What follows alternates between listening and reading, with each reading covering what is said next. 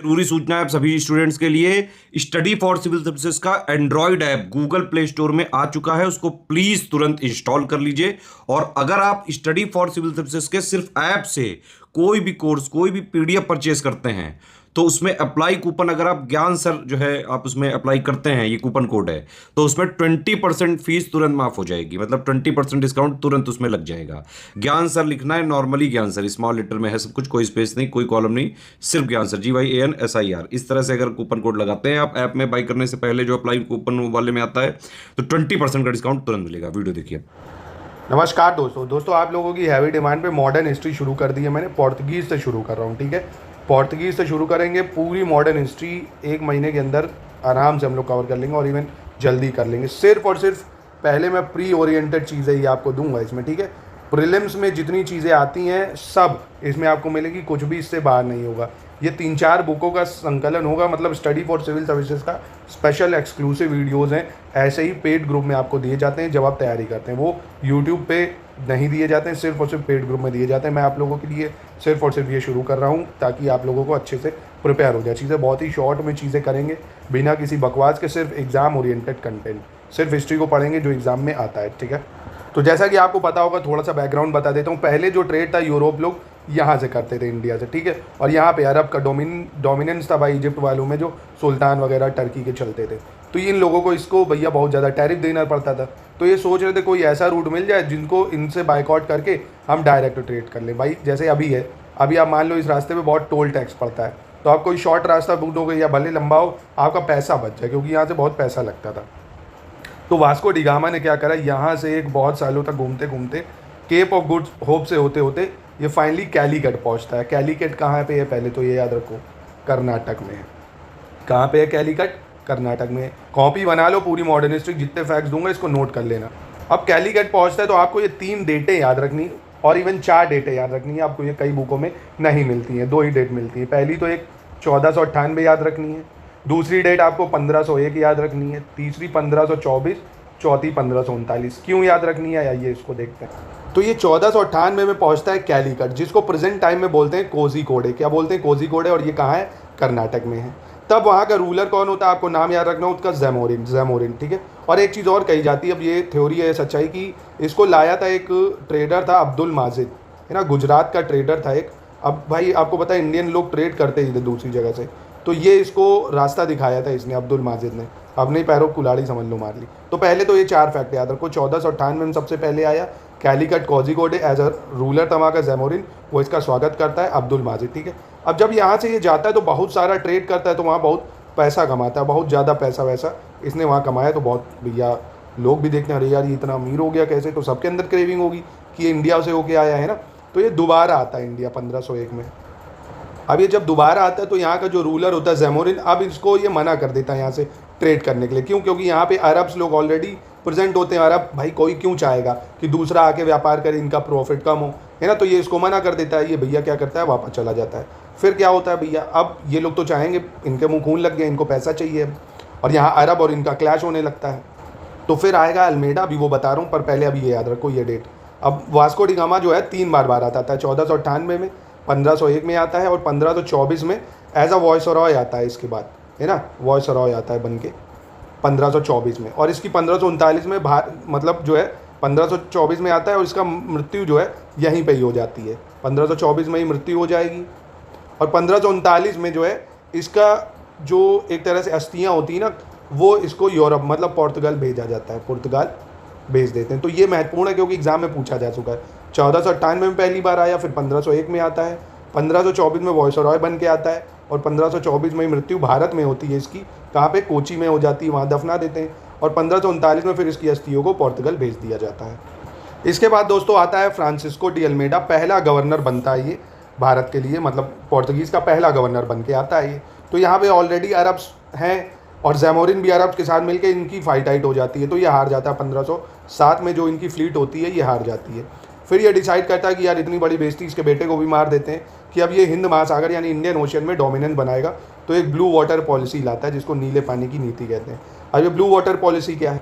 अब blue water policy में basically जो इंडियन ओशियन है, यहाँ पे ये कार्टेज सिस्टम ला देता है। कार्टेज सिस्टम बोले तो एक तरह से परमिट सिस्टम भी मतलब कि अब अगर यहाँ से कोई भी शिप गुजरेगा तो पहले इनको पैसा देना पड़ेगा, चुंगी देनी पड़ेगी, टैक्स देना पड़ेगा, है ना। यहाँ पे अपनी नेवी बहुत स्ट्रॉन्ग कर दी, यहाँ पे बहुत फोर्स लगा दी। तो इसलिए ब्लू वाटर पॉलिसी एग्जाम में बहुत पूछी जाती है। कौन लाया है? तो फ्रांसिस्को डी अल्मेडा लाया है, ठीक है, याद रखिएगा, काफ़ी इंपॉर्टेंट है। और ये क्यों लाया था? इंडियन ओशियन में पोर्तुगीज़ की पावर को बढ़ाने के लिए। फिर भैया ये अमरीश पुरी जैसे जो आपको दिख रहे हैं आते हैं अल्फांसो डी अल्बुकर्क।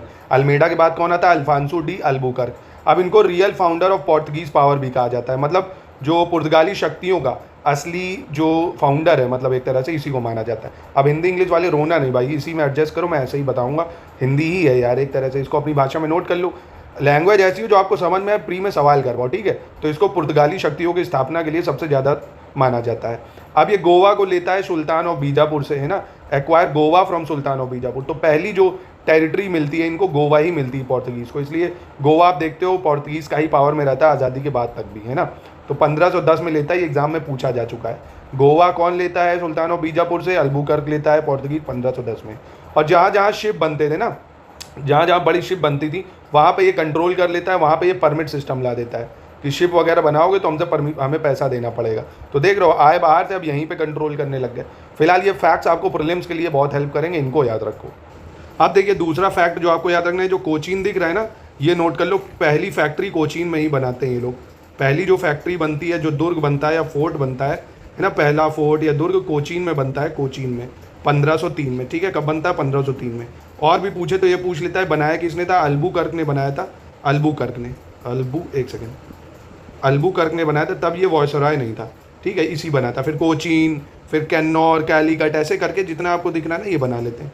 और बंगाल में जो पहली फैक्ट्री बनाते हैं हुगली बनाते हैं। बंगाल में पहली फैक्ट्री कहाँ बनाते हैं? हुगली में।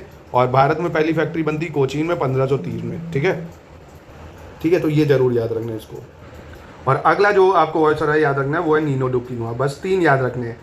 कौन कौन सा था आप पढ़ चुके हो? अल्मेडा, अल्बुकर्क, नीनो डू टिकोना। ये इंपॉर्टेंट इसलिए क्योंकि ये हेडक्वार्टर जो है अपना ये शिफ्ट कर देता है कोचीन से गोवा की तरफ। हेडक्वार्टर जो है ये कहाँ पे शिफ्ट कर देता है? कोचीन से गोवा में, ठीक है। तो इसलिए ये इंपॉर्टेंट है। और हुगली में भी जो बंगाल में हुगली में फैक्ट्री बनाता है ना, वो यही बनाता है, नीनो डी कुन्ना, ठीक है। अब दोस्तों ये तो हो गया पोर्तुगीज़ के जो आपको फैक्ट याद रखने हैं। अब हम लोग देख लेंगे, आइए पोर्तुगीज़ के क्वेश्चन जो पिछले सालों में आए हैं। ऐसे ही पोर्तुगीज़ कराया, ऐसे ही आपको डच, इंग्लिश, फ्रेंच ये कराऊंगा। आप क्वेश्चन देखते हैं। देखिए क्वेश्चन देखने से पहले ये कुछ फैक्ट और नोट कर लीजिए क्योंकि ये इंपॉर्टेंट है। भारत में तंबाकू की जो खेती है ना, टोबैको प्रोडक्शन, ये भी पोर्तुगीज़ ही लाए थे। कौन लाए थे? पोर्तुगीज़, ठीक है, ये नोट कर लीजिए। दूसरा, सबसे पहले यही आए थे 1498 में, और भारत से सबसे बाद में यही गए थे 1961 में। अगर आपको याद हो 1961 में जो गोवा, दमन दीव है ना, दादर नगर हवेली, ये सब लिया गया था 1961 में, ये नोट कर लो। अब बे ऑफ बंगाल में यानी बंगाल की खाड़ी में समुद्री लूट भी ये लोग करते थे, तो एक्टिविटी करते थे पायरेट्स की, है ना, इंग्लिश में क्या है? Pirates activities in Bay of Bengal, है ना। तो इससे मुगल्स भी काफ़ी नाराज़ हो गए थे। ये भी सब कारण भी है इनके हारने के। कठोर धार्मिक नीति थी, मतलब लोगों से ये क्या कर रहे थे, भारत में लोगों से शादियाँ कर रहे थे। क्यों? क्योंकि उनको क्रिश्चियनिटी में कन्वर्ट कर रहे थे, फोर्सफुली भी और शादियाँ करके भी, कन्वर्जन इनटू क्रिश्चियनिटी, ठीक है। तो ये फैक्ट भी आपके एग्जाम के लिए काफ़ी रिलेवेंट है। और एक फैक्ट और है, हालांकि वो ब्रिटिश जब मैं पढ़ाऊँगा तब बता देता, पर आप जान लो, जो इनकी प्रिंस थी, मतलब प्रिंसेस थी जो इनकी, कैथरीन, कौन? इनकी रानी जो थी पोर्तुगीज़ की, कैथरीन, मतलब रानी क्या, रानी इनकी राजा की जो बेटी थी कैथरीन, उसकी शादी हो जाती है किससे? आपको पता होगा, ये केबीसी में 50 लाख का क्वेश्चन भी आया था। किससे होती है? चार्ल्स सेकंड से। चार्ल्स सेकंड से इनकी शादी करा दी जाती है, और बदले में ब्रिटिशर्स का किंग होता है। बदले में ब्रिटिश को पोर्तुगीज़ क्या दे देते हैं? बॉम्बे एज अ डावरी, दहेज के तौर पे बॉम्बे दे देते हैं। अब देखिए यही कारण है, आप सारी ब्रिटिशर्स की वॉर पढ़ोगे, ब्रिटिश की फ्रेंच से, डच से, पर ब्रिटिशर्स की पोर्तुगीज़ से वॉर ना होने का ये भी कारण था। क्यों? क्योंकि इनके बीच में रिश्तेदारी होगी भाई, रिश्तेदारों के बीच में लड़ाई थोड़ी होगी, है ना। तो ये भी सवाल आपको याद रखना है कि कैथरीन की शादी हुई थी चार्ल्स सेकंड से। कब हुई थी दोस्तों? टाइम भी याद रख लेना, 1662, क्योंकि ये पूछा जा चुका कई बार, ठीक है। तो ये समय भी नोट कर लेना, 1662 में। अब जैसे प्रश्न देख लीजिए, बंगाल के निम्नलिखित फैक्ट्रियों में से एक जो पुर्तगालियों द्वारा स्थापित की गई थी, बांदेल, चिंसुरा, हुगली या श्रीरामपुर, तो अभी बताया था ना, हुगली में इन्होंने पुर्तगालियों ने बनाई थी फैक्ट्री।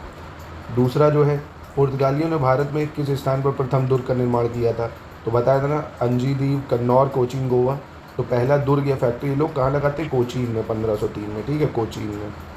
भारत में पुर्तगाली शक्ति का वास्तविक संस्थापक किसे कहा जाता है? तो अभी बताया था आपको मैंने जब पढ़ाया था, अल्बुकर्क को। किसको कहा जाता है? अल्बुकर्क को। निम्नलिखित में से किसने वास्को डी गामा का कालीकट में स्वागत किया था? तो जैमोरिन ने किया था, ये भी पढ़ चुके हैं, तो यहाँ जैमोरिन हो जाएगा। वास्को डी गामा भारत कब आया था? ये मैंने आपको बताया 1498 में आया पहली बार, और दूसरी बार कब आया? 1501 में। तीसरी बार आया 1534 में, जब इसकी मृत्यु भी भारत में ही होती है। बाद में यहीं दफना भी देते हैं कोचीन में। 1539 में फिर इसकी अस्थियों को पोर्टुगल भेजा जाता है। तो ये था पोर्तुगीज़ के बारे में।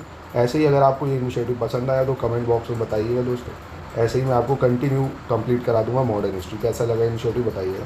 बाकी स्टडी फॉर सिविल सर्विसेज को लगातार आप फॉलो करके पेड ग्रुप में हमारे 2025 की तैयारी ऐसे ही शानदार वीडियोस से कर सकते हैं। 2024 के लिए आप प्रिपेयर कर रहे हैं तो पेपर आप देख ही रहे हैं, क्या असमंजस की स्थिति चल रही है आर ओ यूपी पीसीएस। तो स्टडी फॉर सिविल सर्विसेज की ऐप में हमारे कई कोर्सेज और study for civil services latest test series दे रहा है आपको, उसको अटेम्प्ट करके आप अपना इवैल्यूएशन कर सकते हैं दोस्तों। ठीक है।